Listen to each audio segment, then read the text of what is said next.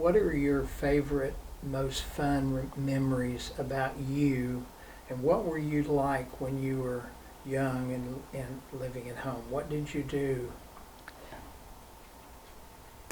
I was an active kid.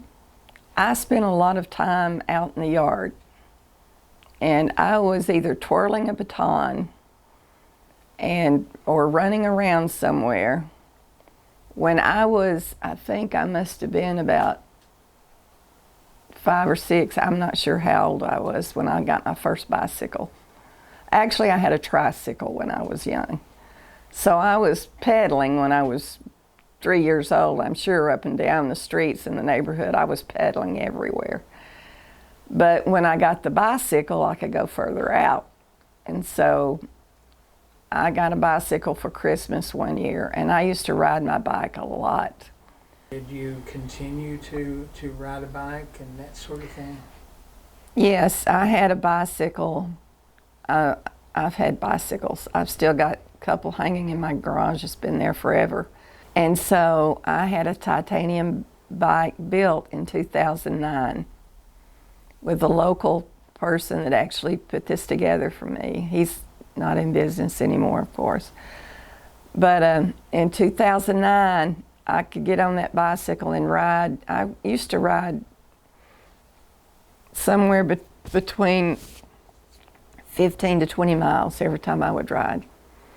And I kept a stack of little books.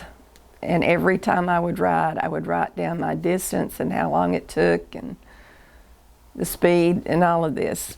And so I kept those books for years. And today I have something like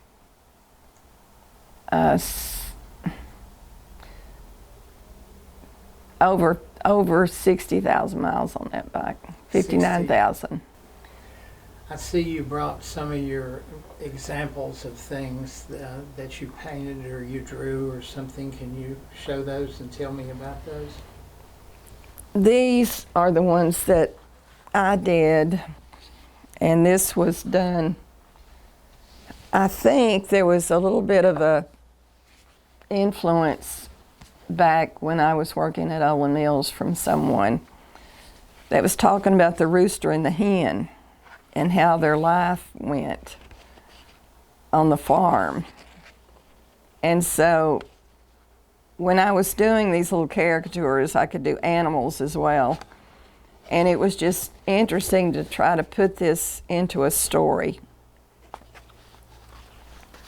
You know, now that I think about this, I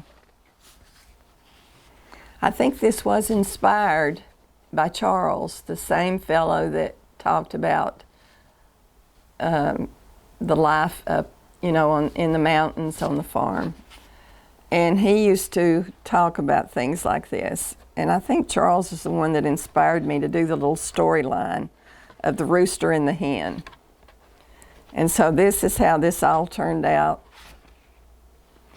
And we ended up making the little book, The Rooster and the Hen book. And it was pretty successful. A lot of people thought it was kind of interesting. And it was sort of an influence, especially for young people, because they could see the activity of what it's like. The talent that you have for expressions on those is pretty incredible. I mean, even just the one in the front there, that you can see that the hen to the right, the black hen, looks like she's kind of disgusted with him. And he looks like he's just kind of carefree, and it's amazing. And he's full of himself. Exactly. Well, that's, how do you get those expressions and everything? Do they come to you in your head as you draw them? Or do you do research and try to find things? Or I think I just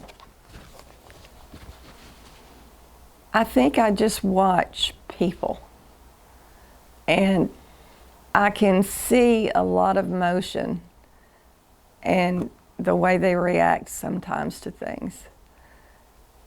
And I just observe that, and it comes out of my head on a pencil. And in my drawings, I just am able, I probably inherited this talent because I know that it was already in my gene when I was very young. I was drawing when I was just a little one. So I actually have a cousin that's an artist as well. So it may be a part of our genetic makeup that we have this creative talent inside of us.